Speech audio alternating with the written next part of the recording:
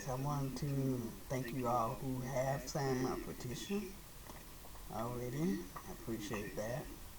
I have been talking to some people on, Facebook saying that good that you're filling out papers so you can find somewhere else to move.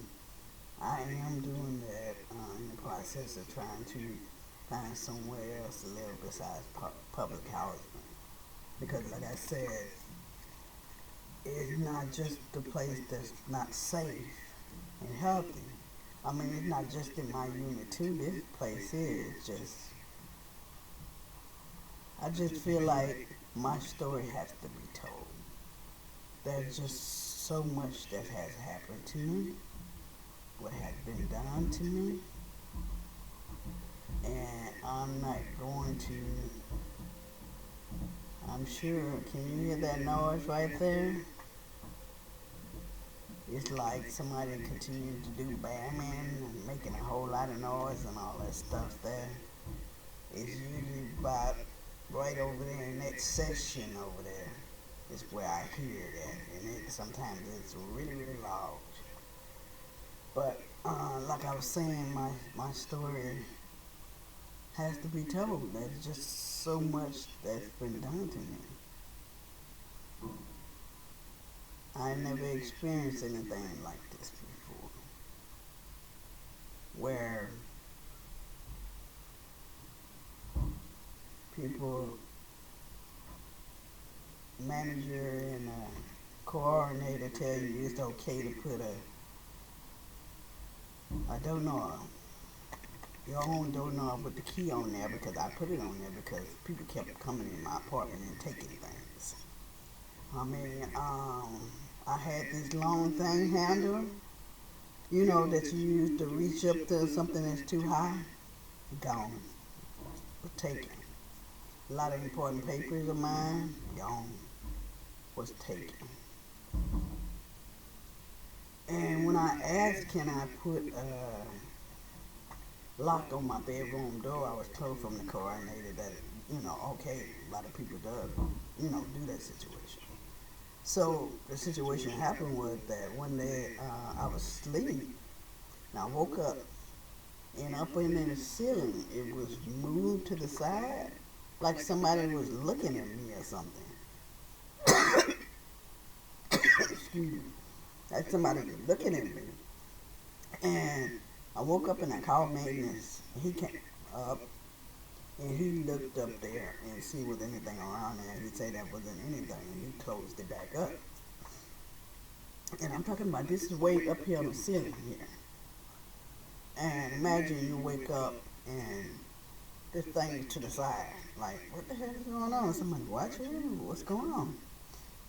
So once that happened, he reported it and everything like that. The next day, the manager felt like he had to come up and check again, because the maintenance already said everything was okay. So when he came here to check it out, I was gone and he couldn't get into my bedroom. So what they told me is that you would have to remove the doorknob from your bedroom door. I said, okay, I would do that situation, this is what they tell me. And I said, well, I would take care of that situation, because the next day I had to run some errands with my ILS worker. And during this time, because of all the stress that had been going on with me, I've been having a lot of seizures happening. So when I went with my ILS worker, I was having a lot of seizures, shaking a lot and everything. So she said, you have a choice. You got to go to the emergency room, or you have to go back home and lay down. So I went back home and lay down. Okay. By this time, I believe I got a text. Well, not a text, an email from the coordinator telling me, we'll be coming up to get the lock from the door. So me, I don't know when you coming.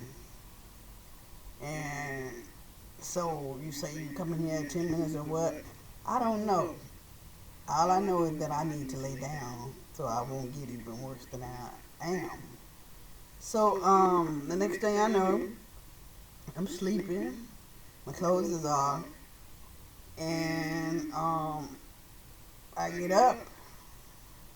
I hear knocking, but before I can even get up and put on my clothes, they bust the door down and break the chain. Don't give me a chance to put on clothes or anything. So when I ask about this situation later, they turned around and said, we were doing a wellness check. This is why we broke the door down. That's a lie, because I have you on my email telling me that you're coming up to remove that doorknob that's in my bedroom off and put on the one that was originally there. Had nothing to do with a wellness check. So I mean, that's some of the things that has happened here. I mean, there's been too many things that has happened here at the minute. And I'm sorry, my story has to be told, and not just to the people. It needs to be told to those who are in charge, because it seems that public housing has so much authority. I mean, so many people have told me, oh, you can't mess with public housing. Oh, they don't like that. And it's like, if you're doing something wrong and I'm standing up for my rights here because I'm being mistreated and there's neglect here, why is that so wrong and you say you shouldn't do that? That's within my right and my human rights to stand up for myself. So I appreciate it that you signed the petition, because I'm going to continue on with this until my story is told. That is just so much that I have been through and what they have put me through. It is a lot. It is a lot. I mean, I can say that I have learned that I can't cry. No, not with all this going on. I have to stand up. I have to wipe those tears away and be strong, because the fact that what's going on won't allow you to sit up there and be sad or be depressed or cry. And it don't allow you to do that, because you have to stand up, because it's continuously. Just like yesterday. All during the day when the worker came here to clean up and everything, it was kind of cold. I was in my bed resting because of my knees and all this I had from the fall from Metro Mobility. And she closed the window and everything, and it was an atmosphere that was a little bit peaceful. You could still feel a little of that vibration in the bed, but not a lot. So when I went downstairs to go get my food, the whole atmosphere changed. It was extremely hot. I had to open all my windows again. The vibration that was going on, it was in full force. I had to shake my bed and move it over and over again, hoping that whatever is going on would stop. But that tells you right there what is going on, that I can go downstairs and come back up and everything changed that fast. Like I wouldn't know the difference. There's a lot going on here. And I'm not going to stop until my story is told. There's too much mistreatment. Too much neglect, too much abuse that I've been going through. And I mean, you call somebody out here to try to check out what's going on. Like if you have mold or something like that, try to call somebody like that that's here to come check out stuff. They don't do it. I mean, I called somebody. They told me, well, I was told that there was no need to go up. Just like when they had bugs and all that stuff over here, they try to tell me, oh, there's no bugs here. Even though I went to the doctor and the doctor had treated me with bugs, and it's right there on paper. So there's a lot going on here in public housing, and people need to talk and stop that saying, "Oh, you can't do that. Public housing don't like that. They don't like it when you go against them." Sorry, that's within my right, within my human rights to stand up for myself. So this is wrong. And again, like I say, I appreciate y'all signing my petition.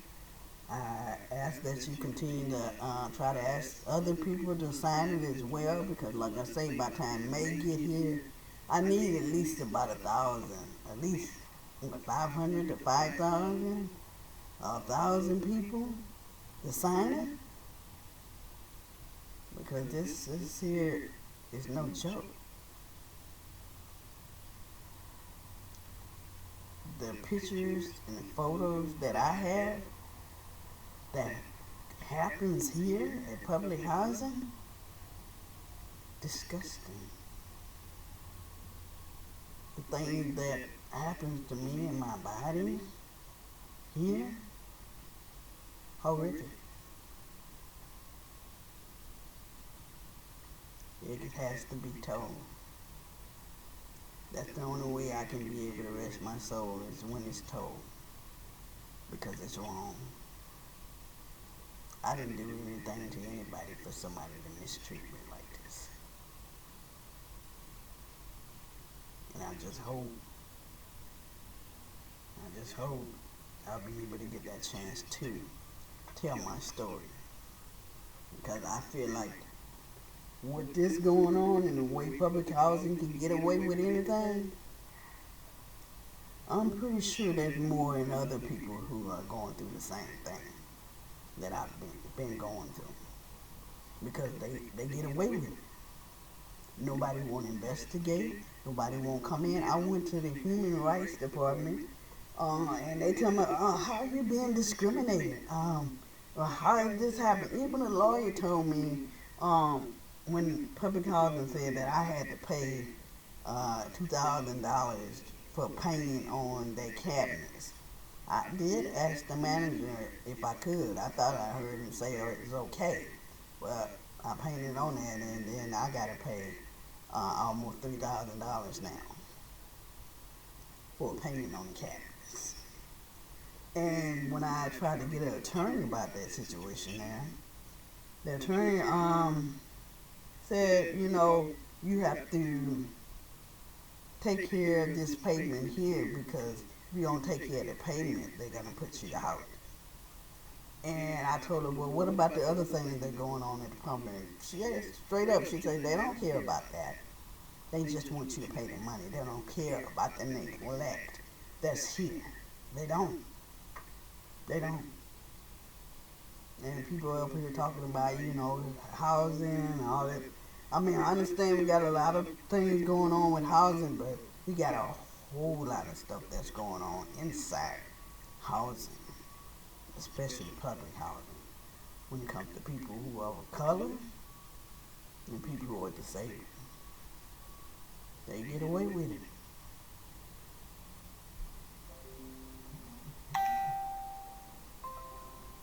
So, thank you again for signing my petition. I'm gonna head off here, get off this chair here, because it seems like the more I sit, the more my head hurt. So I'm gonna rest myself, and then keep y'all up to date about what's going on.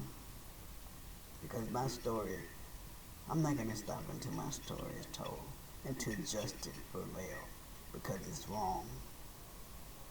It is wrong. Y'all be safe out there.